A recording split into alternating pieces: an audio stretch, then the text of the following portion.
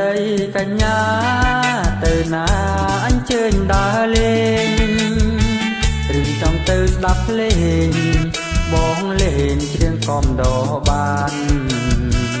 ពុំដើរខ្មាស់គេឡើងមកអង្គុយក្នុងឡាន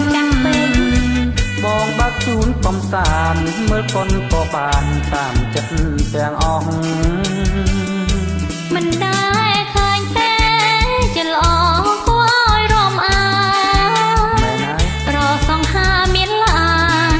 ជួមអូនស្រឡាញ់ដោយស្មងអូនចង់បានអ្វីបងប្រមឲ្យអូ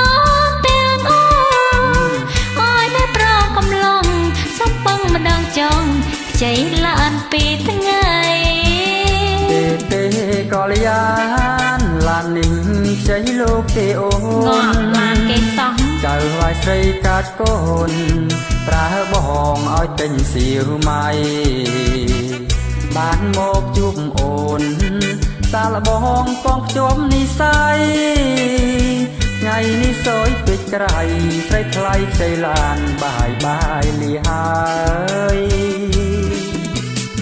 ស្លាប់ហើយមុខមាត់ស្អាតបានដែរតោះតែខ្ចីឡានគេទេអូនណាមិនមែនឡានបងទេតែអូនពេញចិត្តចាំបងគាត់ទៅកាត់ឡានខូចហើយត្រូវទៅធ្វើថ្ងៃនេះខូចតាអស់ខ្ញុំទោះនឹងនិយាយទៅហើយអត់ជួបគ្នានៅពេលក្រោយទៀតណា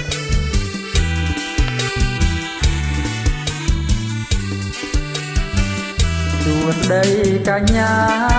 ទៅណាអញ្ជើញដើរលេងឬចង់ទៅស្ដាប់ភ្លេងបងលេងច្រៀងកំដរបាន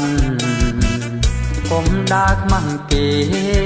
ឡើងមកអង្គុយក្នុងឡានបងបើកជូនកំសាន្តមើលកុនក៏បានតាមចិត្តទាំងអស់មិនដែរឃើញទេជាល្អគួរឲ្យរំអានប្រសង្ហាមានឡានជួមអូនស្រឡាញ់ដោយស្មងអូនចង់បានអ្វីបងប្រមឲ្យអូនទាំងអស់ឲ្យតែប្រកំឡុងសំពឹងម្ដងចង់ខ្ចីឡានពីថ្ងៃទេកលយានឡាននេះខ្ចីលោកទេអូនចៅវាយស្រីកាត់កូនប្រើបងឲ្យទិញសៀវម៉ៃខ្មាស់គេណាខ្ញុំបានមកជួបអូន